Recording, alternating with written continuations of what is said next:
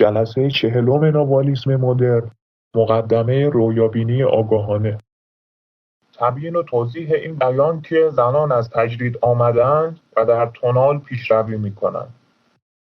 قصه‌شو قبلا براتون گفتیم دیگه. یعنی کالبد انرژی زنان استعداد بیشتری در نوال داره نسبت به مردان. همین. 2. هیچ اطلاعی در مورد بخش ایگو کالبد انرژی موجود نیست یا منبعی در این زمینه ذکر شود. نه آخه چیز خاصی نداره. در همون حدی که جلسه پیش توضیح دادم. بقا دیگه، نیاز به بقا در همه ما هست به یک نسبتی. و اونطور که توی حکمت اشراق میگن از مرکز انرژی اول نشأت میگیره. یعنی چاکرای ریشه ما مسئولیت بقای ما رو به عهده داره. در واقع همون ایگوی کالبد انرژیه، چیز خاصی نیست. وقتی در مباحث عرفانی اصطلاح ماتریکس عنوان میشه، منظور مفهوم چه نوع نظام یا ساختاری میباشد؟ تشکل اجتماعی است. خب تشکل اجتماعی زیر مجموعه ای از ماتریکسه. ماتریکس یک سازواره انرژیه که یک سری قواعدی داره و ما به تفصیل صحبت کردیم در 2 جلسه که چطوری فیلتر تفسیری رو بر فیوضات عقاب اعمال میکنه و لایه‌های مختلف آگاهی کیهانی رو سازماندهی میکنه. سازمانی متشکل از غیر ارگانیک ها و انسان هاست. بله میتونیم بگیم هم موجودات ارگانیک درش دخالت دارن، چه آگاهانه و چه ناآگاهانه، و هم قشر غیر ارگانیسم رو شامل میشه. و من براتون مثال زدم دیگه، زتاها یا پروازگران و آرکونها. در واقع آرکانها سربازان رده پایین ماتریکس هستن. حالا در مرتبه چگالی 5 زتا ریتیکولای ها هستن، گری ها هستن و غیره. کار نداریم. خلاصه ماتریکس هم یعنی سیستمی که یک قواعدی رو رقم میزنه و آگاهی انسانی رو محدود میکنه. ما بدین معنا به کارش میگیریم. محدود از چی؟ از امکانات ادراکی بی حد و حصری که در کالبد انرژیمون نهفته است. بیننده چه چیزی را می‌بیند؟ انرژی را. لطفاً ارتباط بین ابرآگاهی و دقت دوم بیشتر تبیین گردد. ابرآگاهی یک حالتی از آگاهی بین دقت اول و دومه. یعنی نه چندان مثل دقت اول سیستم تفسیری درش قویه و نه اینکه به اندازه دقت دوم سیالیت داره. در واقع یک واحه‌ای بین دقت اول و دومه. توجه می‌کنید؟ که البته باید تجربه بشه تا ماهیتش در عمل براتون روشن بشه. استاد جان اگر امکانش بود ممنون میشم در مورد مکانیزم جنگ و خونریزی در ماتریکس صحبت بفرمایید. همون سیستم 2 قطبی که توی کلاس گفتم دیگه بهتون. سیستم تفسیری در واقع از 2 قطب مثبت و منفی تشکیل میشه، یا 0 و 1، یا بالا و پایین، فقیر و ثروتمند، قدرتمند و مظلوم. اینا و انرژی رو کانالیزه میکنه، درست مثل یک هرم از قاعده تا نوکش. این که گفته میشه جرقه جنگ ها در جهان اسیری یعنی دقت دوم زده میشه و این جنگ های روی زمین سایه‌ای از اون جنگ های وحشتناک اسیری هستن. درسته؟ بله کاملا درسته. اصلا ما رو زمین جنگی نداریم. در واقع جنگ در بیرونه. تو آسترولوژی میگن جنگ بین زودیاک هاست. اصلا از اباب سو بیلو، یعنی آنچه که در بالا سایش رو زمین میفته و سایر اجرام کیهانی. این سخن یک میتره هست، نژاد میتره، یعنی نیاکان زتاها که زتاها خودشون نیاکان گری ها هستن، که میگه تا زمانی که ستاره هست جنگ هم هست. As far as long as there are stars there exists war. حالا کار نداریم مکانیزمش رو که سوال کردی در واقع برمیگرده به همون پروازگران. همونطور که دون ملچور میگه موجودات سایه کالبد ذهنی حاکمان مملکت ها رو دستکاری میکنن. یهو صبح بلند میشی میبینی یه جا حمله کردن.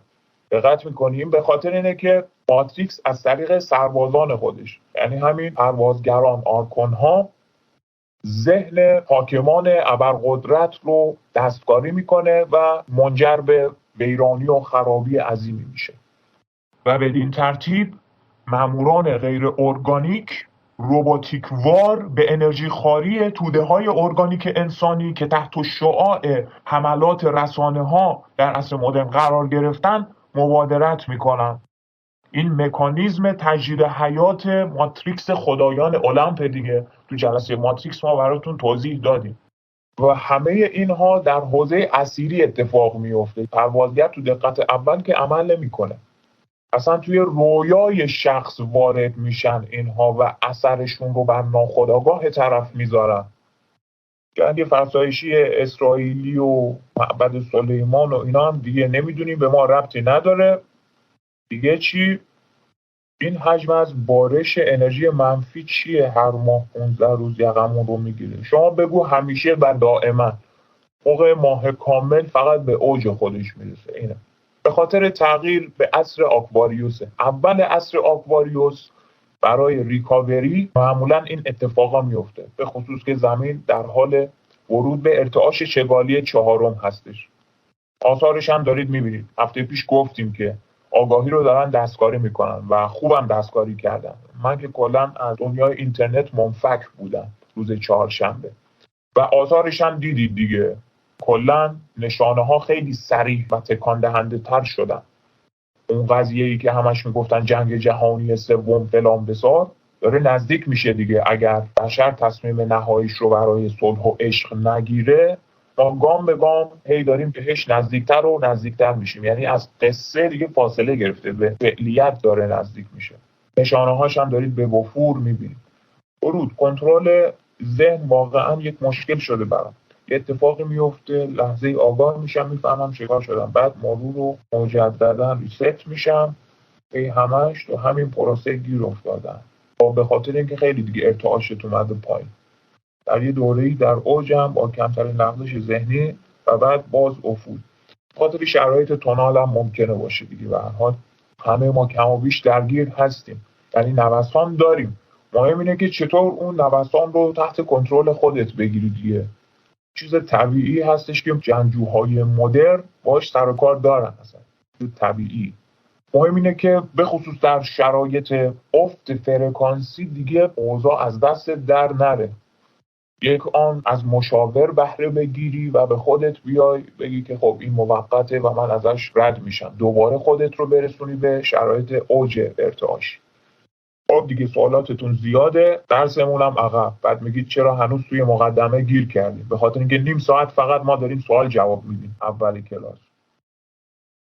بچه‌ها، من یه مقدمه تئوریک از هنر رویابینی تو چارچوب نوالیسم براتون ارائه میکنم.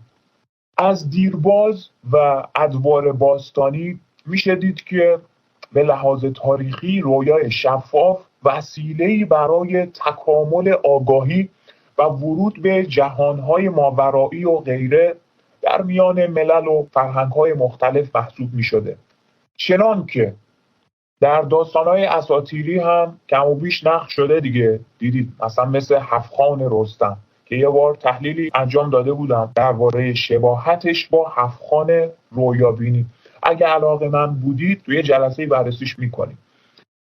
از دوران ایران باستان هم تو آیین مهرپرستی یا میترائیسم مثال پیرمغان رو شنیدید دیگه، که در آتشکده‌ها و کوه‌ها و دشت‌های دور از دسترس در کمترین چگالی‌های تونال زیست می‌کردند، یا موبدان زرتشتی و جوکی‌های هندو و لاماهای تبتی و همین شمنان مکزیکی و غیره و دالک. هر کدوم به سبک خودشون از پدیده برون‌فکنی و پرواز روح و رویابینی برای کشف و شهود بهره می‌گرفتن. اما اگه از منظر معرفتی بخوایم به این مبحث نگاه بندازیم، همونطور که دون خوان اشاره میکنه، رویا دیدن دروازه‌ای به سوی بی‌نهایته. یعنی راهی برای اکتشاف امکاناتی که درون کالبد انرژی ما نهفته است، برای پیوستن به بیکرانگی و دستیابی به غایت آگاهی و آنچه که تمامیت هستی و سرچشمه ماست. این چیزی که شما سوال پرسیدین ماتریکس چطوری این کارو میکنه، حالا این کارو کرده. الان ما میخوایم بازیابی کنیم اون امکانات نخستین بالقوه‌مون رو، میخوایم کاوش کنیم، میخوایم کشفش کنیم. توجه میکنیم جادوگران دوران باستان مجموعه‌ای از روش‌های طراحی شده رو برای بازسازی توانایی‌های انرژتیک کارآموزان خودشون جهت کشف و ادراک لایه‌های ناشناخته کیهان توسعه دادن و نهایتاً این مجموعه تمرینات به هم پیوسته و متوالی رو که در یک سلسله مراتب فرمال جهت تکامل کالبد انرژی گنجونده شد هنر رویابینی نامیدند. بدین ترتیب رویابینی یک روش عملی برای جادوگران در جهت استفاده از رویاهای معمولی و عادی و تبدیلشون به رویابینی هوشیارانه و آگاهانه، رویا دیدن اختیاری و ارادی در نظر گرفته شد و میشه کماکان توسط جادوگران مدرن.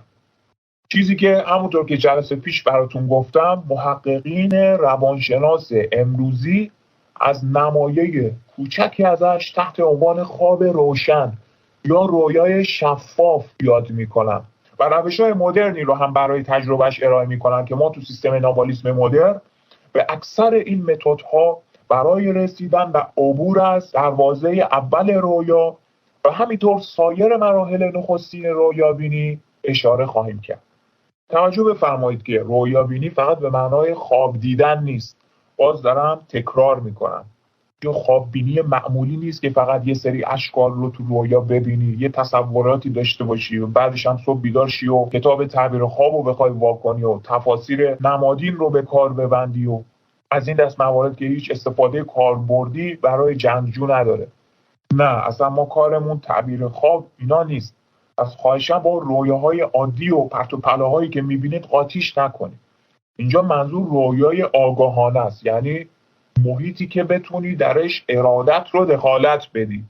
واضح خیلی پیشرفته است دیگه سطحش. اگر در همین دقت اول این کار رو نکرده باشی، قادر به کنترل شرایط تونالت نباشی، اونور بهتر ریسک نکنی اصلا.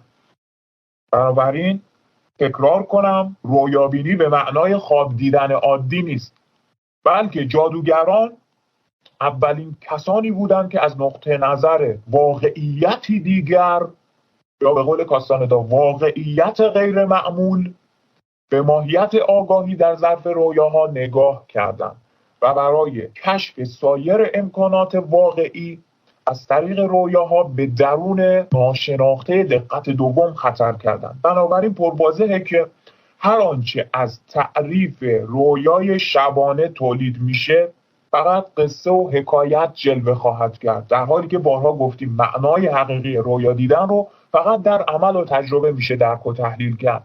پس رویابینی به معنای تجربه کردن رویاست، نه داستان‌هایی که دیگران از تجربیات خوابشون براتون حکایت میکنن.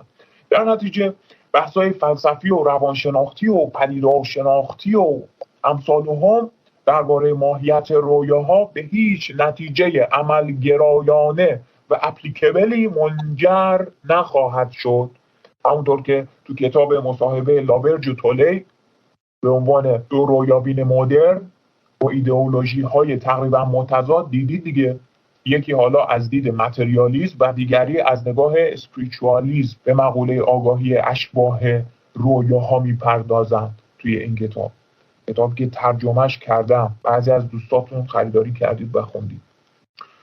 بحث بر سر خودآگاهی موجودات غیر ارگانیک بود دیگه که به هیچ توافق یا کشف کارآمد و کاربردی منتج نشد و چنین انتظاری هم البته نمیره با توجه به مواردی که توی جلسه ناتمامیت سیستم تفسیری منطق دو قطبی خدمتتون تشریح کردم.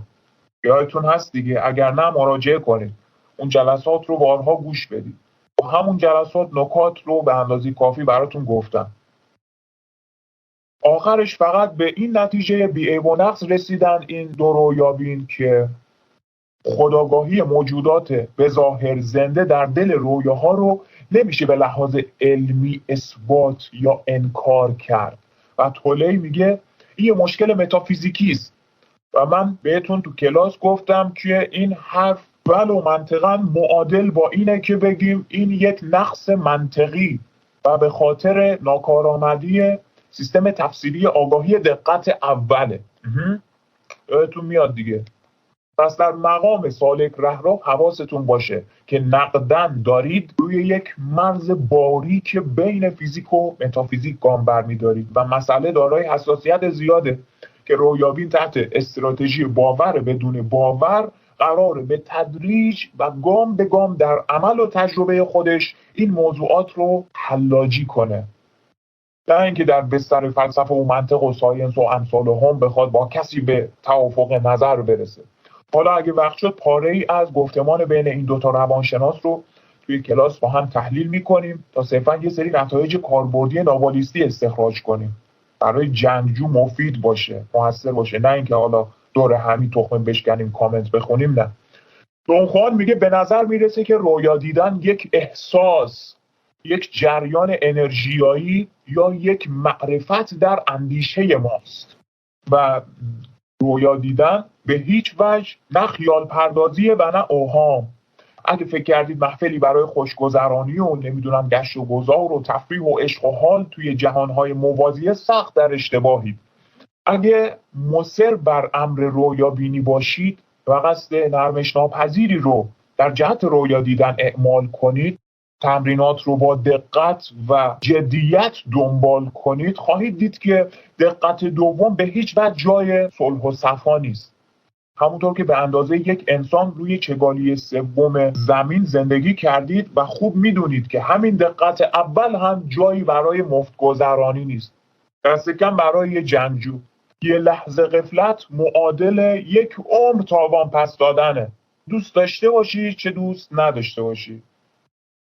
همین چندی پیش یکی از بچه‌ها پیام داد که آی دوستم داره تو زندگیش زجر میکشه، نمیدونم شوهرش مست میکنه، میره میزندش، میخواد طلاق بگیره، میترسه، نمیتونه و از این ماجراها. اولش بهش گفتم که اصلا این به من چه ربطی داره؟ مگه من مشاور روانشناس زناشویی ام یا چی ام؟ مخاطبان ما جنگجو هستند، نه مردم عادی که به اعمال خودشون آگاه هم نیستن چه دارن میکنن. این طرف هنوز خبر نداره چه گند بزرگی توی این زندگی تونالش زده.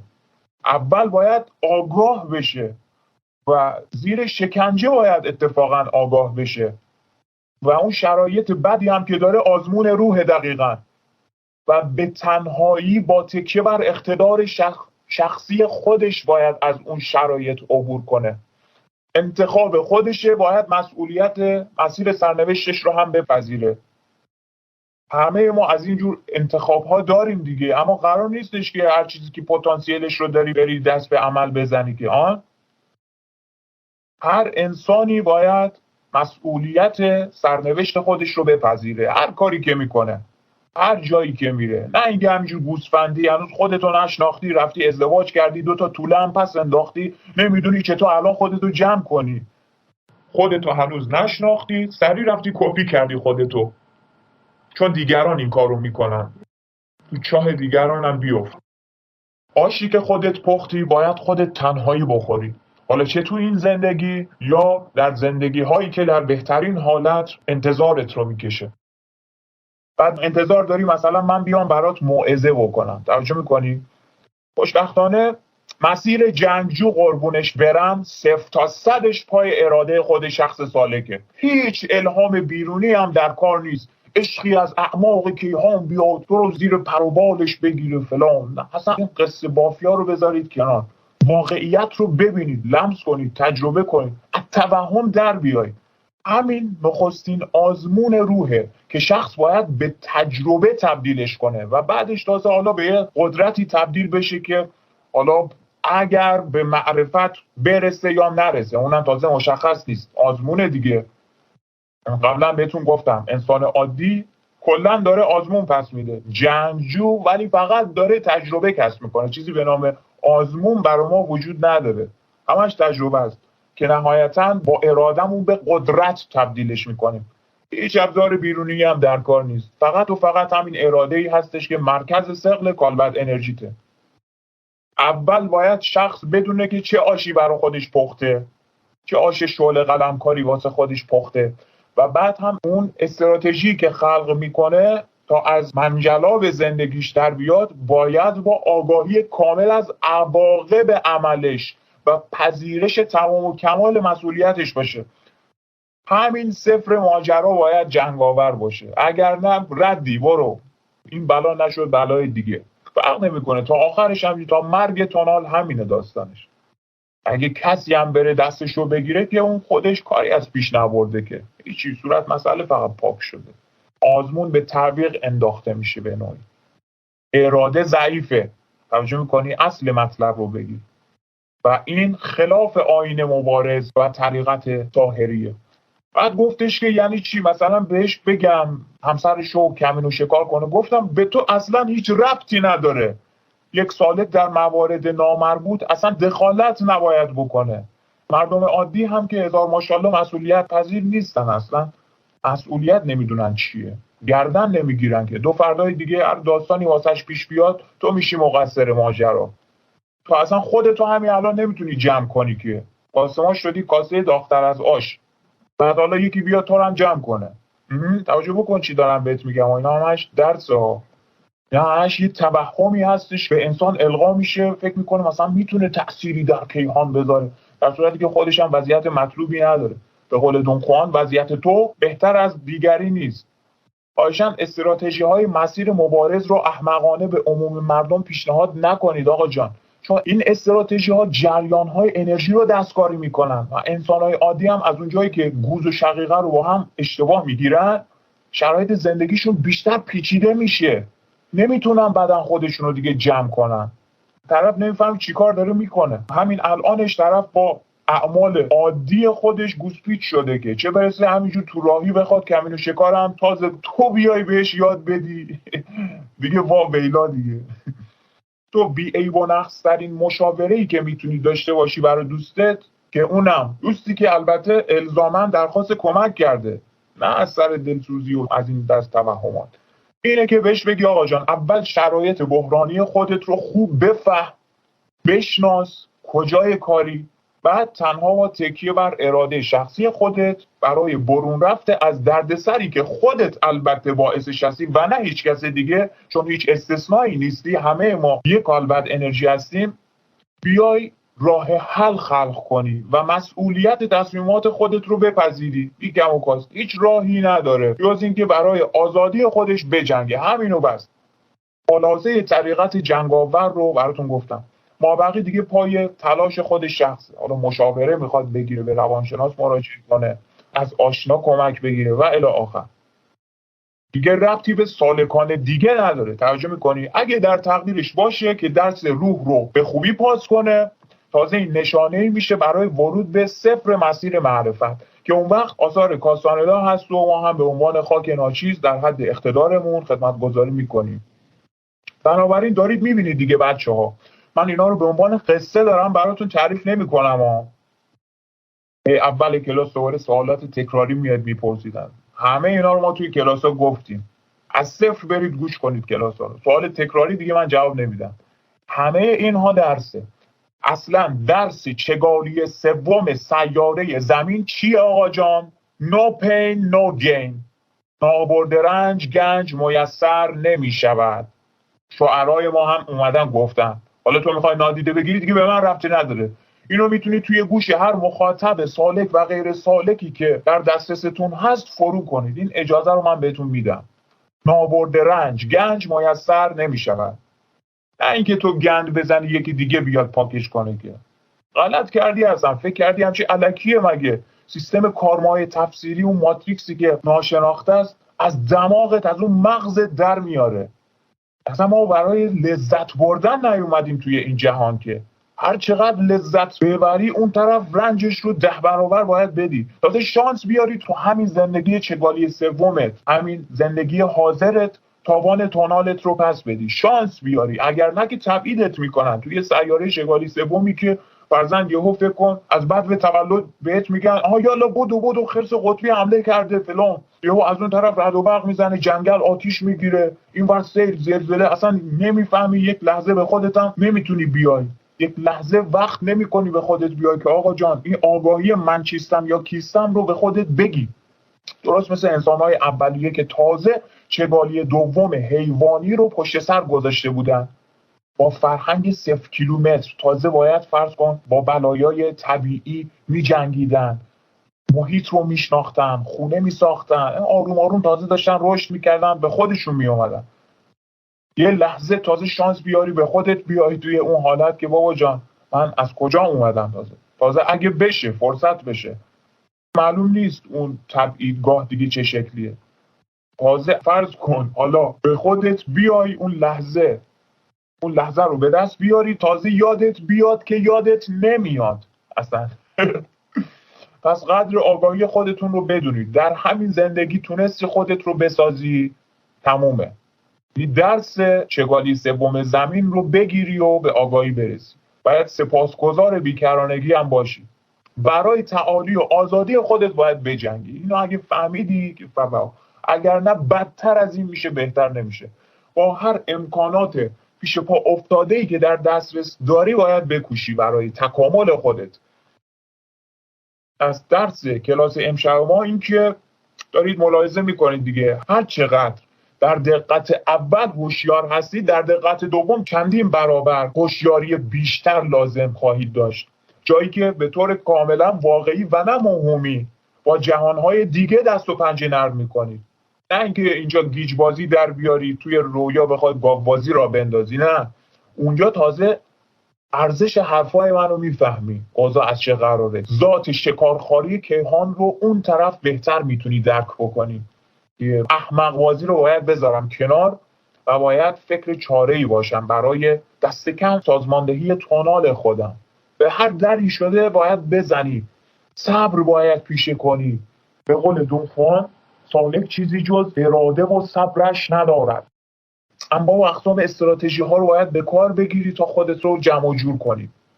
هرچی تو مسیر معرفت پیش میری، انتظار طبیعی انرژتیک از سالک رهرو میره که تجربهش زیاد بشه و این تجربه رو بیشتر به قدرت تبدیل کنه و در نتیجه این اقتدار بیشتر باعث شه که با اطمینان خاطر و ثبات بیشتری در مسیر تونال و ناوالش دست به عمل بزنه. نه اینکه من توی جلسه 40 کلاس ناوالیسم هستم، شما تازه داری از مقدمه صفر برون مرزی داری حرف میزنی، سوال میپرسی. شما هم روزی خواهید دید که رویاها به هیچ وجه شوخی نیستند. نه تنها که شوخی نیستند، هیچ از مرتبه‌ای به بعد حتی به طور مضاعف واقعی تر از جهان روزمره اند. به همین خاطر ما همیشه گفتیم رویا دیدن به همون نسبت شگفت انگیزه که خطرناکه. اما شگفتیش رو هر کسی قرار نیست تجربه کنه، بلکه فقط جنگجویی که مسئولیت پذیرفته. نه اینکه از اون برای خیابون اومده بگه من میخوام فقط رویا ببینم. لذا طالب احتیاط هست. این نکته رو مد نظر داشته باشید، به ویژه برای سالکان مبارز مدرنی که قصد دارن سفر نهاییشون رو به واحه آزادی از طریق دقت دوم به انجام برسونن. این واسه دسته خیلی خیلی معدودی از سالکان مدرنه که قصد کردن یک دیپارچر ارادی در زندگی زمینیشون داشته باشن، یعنی با مرگ ارادی خودشون چگالی سوم رو ترک بکنن. حالا بعدش کجا برن دیگه بستگی داره. همون قضیه معروف سیر هر کس تا کمال وی بود. من یه جایی مثلا میرم، شما جای خاص خودت رو برای رفتن داری، بر حسب اون لول انرژی که داری. رویابینی یک پل واقعی معلقه، مد نظر داشته باشید. ما از طریق رویاها میتونیم دنیاهای دیگر رو که متناظر با مواضع مختلف نقطه تجمع، توامان و در معیت همدیگه وجود دارن درک و مشاهده کنیم. جهانهایی که حالا به خیلی از اونها پس از مرگ هم وارد خواهیم شد و در هر کدوم یک تکاملی نهفته است. اصلا حالا بهتون خواهم گفت بحث توتال پرسپشن رو. حرکت پیوندگاه به مواضع گوناگون رو به معنای دقیق کلمه در رویابینی تجربه و احساس می‌کنیم. معنای ثبات پیوندگاه در یک موقعیت خاص رو در رویابینی درک و لمس خواهیم کرد.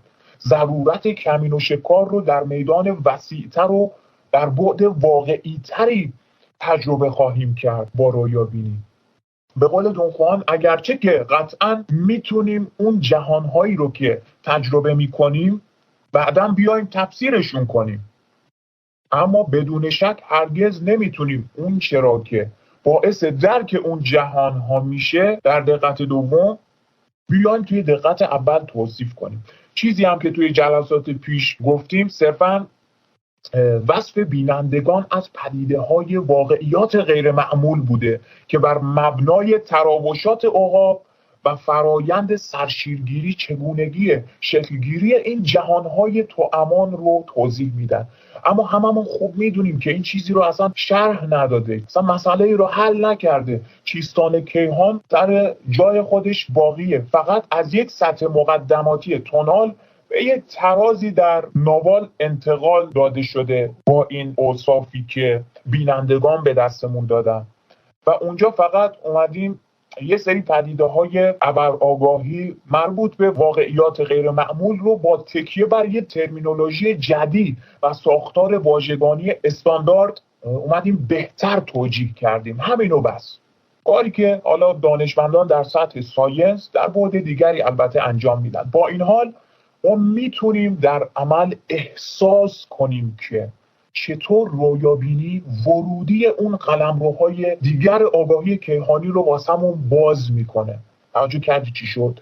با این روی کرد و طبق تجاربی که جادوگران شمن مکزیک کهن در طول قرنها اندوختند، اومدن مهارت رویابینی رو در 7 مرحله برای تکامل کالبد رویا یا همون کالبد انرژی تنظیم و ترتیب دادن.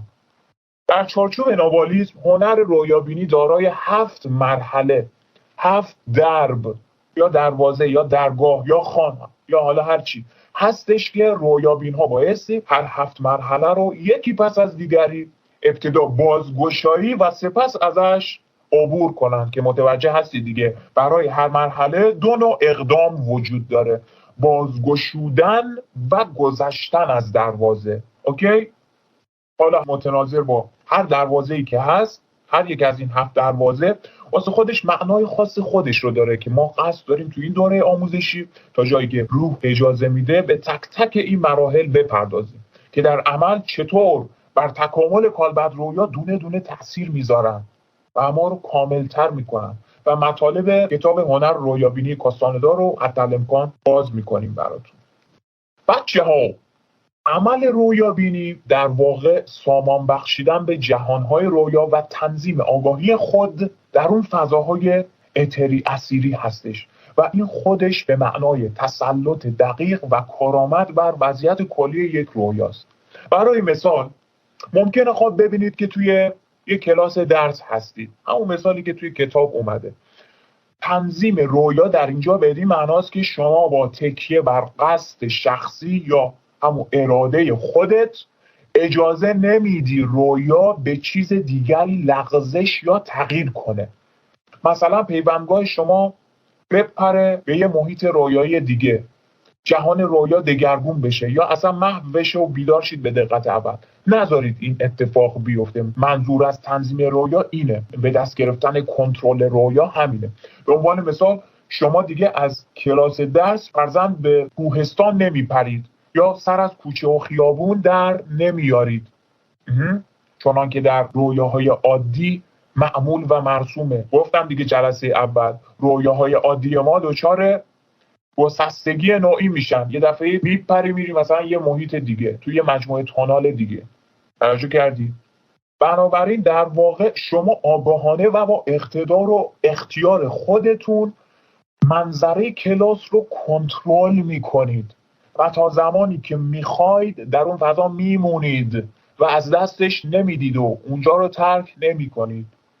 این مقوله به یک بحث فنی مبتنی بر زبان نوالیسم تحت عنوان انسجام پیوندگاه مربوط میشه که یک کم که پیش بریم براتون بیشتر و بهتر توضیحش میدم. تا متعاقبش مفهوم توتال پرسپشن یا ادراک کلی یا ادراک کامل جهان متناظر با هر موقعیت خاص پیوندگاه رو قشنگتر درک کنید.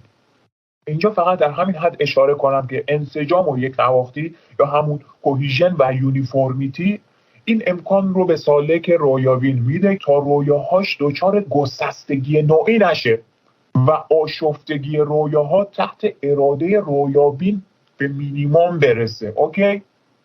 رویابی در مراحل مختلف رویابینی می‌آموزه که چطور به جهانهای دیگر آگاهی کیهانی که همچون لایه‌های پیاز به هم چسبیدن وارد بشه و به درک منسجم و یکپارچه‌ای نسبت به عناصر اون جهانها دست پیدا کنه و البته اونا رو در حد انرژی شخصی کنترل و حفظ کنه و بعدتر درباره‌شون حتی کاوش کنه و نهایتاً به ادراک کامل یا کلی برسه. درست مثل همین وضعیتی که از کودکی در این جهان فیزیکی تونال یاد گرفتیم، ذره ذره رشد کردیم و مهارت‌های گوناگون رو در خودمون پرورش دادیم تا اینکه نهایتاً بهتر دست به عمل و اکتشاف زدیم و زندگیمون رو سر و سامون دادیم و به توتال پرسپشن این جهان فیزیکی رسیدیم. منتها اینجا فقط یک موضع پیوندگاهه. توجه می‌کنید تو رویاها قراره بی نهایت مواضع مختلف پیوندگاه رو تست کنیم و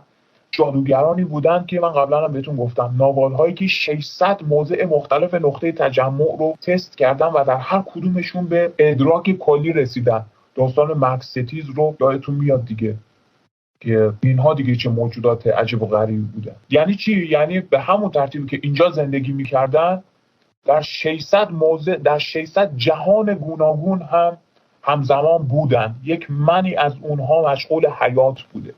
همونطور که دون خوان پیشنهاد میکنه وقتی در مورد رویابینی بحث میکنیم میتونیم هر چقدر که میخوایم سرسخت و منطقی باشیم، چرا که توضیحات در دقت اول همیشه منجر به تفکر عمیق در باب موضوع خواهند شد. اما وقتی در عمل رویا میبینیم و تجربهش میکنیم باید همچون یک پر سبک باشیم و این هم اشاره کردم به خاطر جنس حساسیت آگاهی و هوشیاری هستش که در فیوضات دقت دوم و به طریق اولا در جهانهای رویا نهفته و من دیگر با یه ساختار فکری دیگر در بستر دقت دوم قرار تجربه کنه و مهارت‌های ناشناخته و سایر امکانات ادراکیش رو کشف بکنه.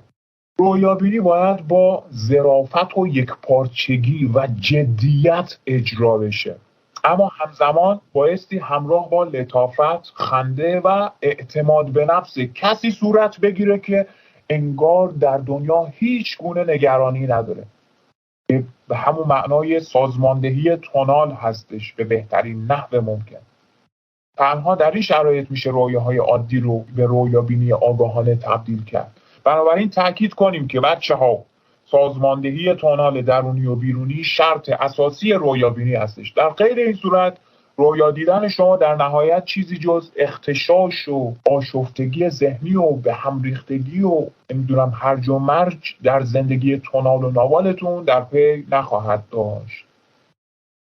بسیاری بودن که میشناسم همجور الهی به امید تو وارد عرصه رویا دیدن شدن، صرفاً از سر کنجکاوی و شگفتی وارد مقوله رویاهای شفاف شدن، بعدش هم در بهترین حالت همه چی رو ول کردن و حتی رفتن تو صف ماتریکس وایسادن. اصلا در موارد بدتر که اصلا جهانبینی خودشون رو از دست دادن، حالا هرچی که بوده، نتیجتاً یا افسرده شدن یا بیمار روانی شدن، معتاد شدن، معنای زندگیشون رو از دست دادن، افسار حیاتشون رو به بیگانه سپردن و امثال اینها.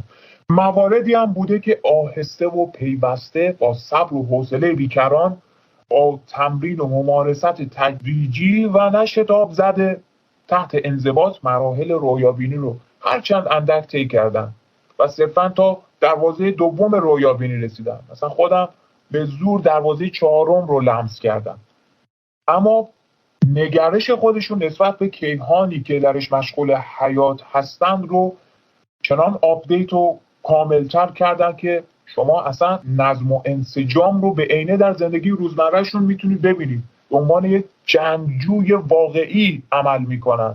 فرضاً در مورد انضباط تونالشون از نمره 2 رسیدن به 16 یا 17 از 20 نمره. خیلی عجیبه. این تغییرات رو من میبینم و بین کسانی که تو این وادی قدم گذاشتن.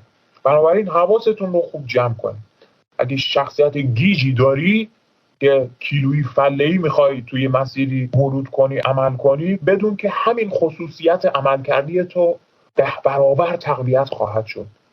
یعنی همین گیجی تو 10 برابر میشه توجه بکن چی دارم بهت میگم، یک واقعیت انرژتیک رو دارم بهت میگم. این خاصیت فعالیت دقت دومه. تحریک میکنی کالبد انرژی ها، اینه دیگه تبعاتش، تا جایی که ممکن حتی روانه تیمارستان هم بشی. و اگر درست عین یک جنگجوی واقعی منتظم و منسجم بخوای گام به گام با صبر و حوصله پیش بری، به همین نسبت مضاعف در سوی دیگر در ناشناخته رسوخ خواهی کرد و به یک اهل معرفت استانده و با تجربه تبدیل خواهی شد. حتی اگر به دیدن هم بخوای برسی، دیگه میتونی همه چیز رو ببینی و هم نوعانت رو خوب بفهمی که در چه سطحی از آگاهی هستن و هزاران امکانات دیگه که برات فراهم خواهد کرد. بستگی داره روی کدوم مرکز انرژی متمرکز بشی اون وقت. مثلا من الان متمرکز بر مرکز گلوگاه هستم که دارم این اطلاعات رو براتون منتشر میکنم. کلاسا که تموم بشه میرم تو غار خودم، فرضاً میرم رو چاکرای قلبم کار میکنم یا خورده دیدن انرژی تمرین کنم. به هر حال باید منم تمریناتم رو از سر بگیرم دیگه. قبلا فرض کن روی چاکرای سولار بودم، توجه می‌کنی، بستگی به انضباط شخصی سالک مدرن داره. ضمناً هم این نکته رو همیشه به خاطر داشته باشی، هر چیزی بهایی داره در این کیهان. فراگیری هنر رویابینی هم برای سالکان مبارز طبیعتاً ارزون تموم نمیشه دیگه. این نکته رو استار بزنید بچه‌ها. سوخت لازم در کالبد انرژی جهت رویابینی همون انرژی جنسی هستش، sexual energy، که در ناحیه اراده متمرکزه، یعنی همون حوالی شبکه خورشیدی. توجه داشته باشید که با این میزان انرژی عموم انسان‌ها یا سکس و خودارضایی می‌کنند، یا مواد توهمزا یا اعتیاد آور مصرف می‌کنند، یا اینکه رویا می‌بینند و به اعماق کیهان پرواز می‌کنند. یکی از این سه حالته. کسی که بیش از حد تریاک میکشه تمام انرژیش رو تقدیم تریاک میکنه دیگه، اون یه موجوده دیگه. ما قبلا توی جلسه گیاهان قدرت بهتون گفتیم. کسی هم که سکس بی‌رویه‌ای داره همینطور انرژیش رو به یغماگران کیهانی پیشکش میکنه دیگه. در نتیجه دیگه نباید انتظار داشته باشه که سوختی برای کاوش در جهانهای رویا باقی بمونه واسش. متاسفانه حد وسطی هم وجود نداره، مگر اینکه حالا سالک مدرن یه سطح انرژیش خیلی بالا باشه، مثل ناوال‌ها، حالا سطح معرفتش خیلی بالا باشه، بتونه تحت یک انضباط لوکال مدون و دقیق در اوان مختلف حیاتش به همه این موارد به نحو حساب شده‌ای به نوبت بپردازه. جالب این که سایر تجربیات ابرآگاهی مثل مراقبه و خروج از بدن و پرواز روح و امثالهم، حالا جلوتر میریم بیشتر براتون میگم، اینا رو میتونیم بگیم وسعت آگاهیشون از ابرآگاهی تا دقت دوم دیگه. میدونید دیگه اینا رو. اینها هم از انرژی رویابینی شخص تغذیه میکنن بچه‌ها. واسه همینه که فرضاً توصیه میکنیم رویابینان مبتدی حتی الامکان رویا رو به پرواز تبدیل نکنند، اگر در موارد ضروری که بخوان حالا کمین و شکار خاصی انجام بدن یا خیلی حالا ارتعاششون پایین باشه، بخوان در حد لزوم یه رفرش انرژتیک داشته باشن. حالا چرا؟ چون پرواز به شدت انرژی رویابینی رو تخلیه میکنه، به طوری که شاید شما فرضاً با یه مشت انرژی که در اختیار داری بتونی به نحو بالقوه 5 دقیقه تو محیط رویا پرسه بزنی، تمرین کوهیژن یونیفورمیتی رو انجام بدی، ولی تبدیلش کردی به مثلا 30 ثانیه پرواز همش و میتونیم بگیم تقریبا تلفش کردی دیگه. پس روشنه که انضباط مربوط به هنر رویابینی اونقدر حساسه که در گروه‌های نابال کهن این وظیفه خطیر فقط بر دوش یک عده خاص بوده تحت عنوان سالکان رویابین که عموما کاری جز رویا دیدن نداشتن.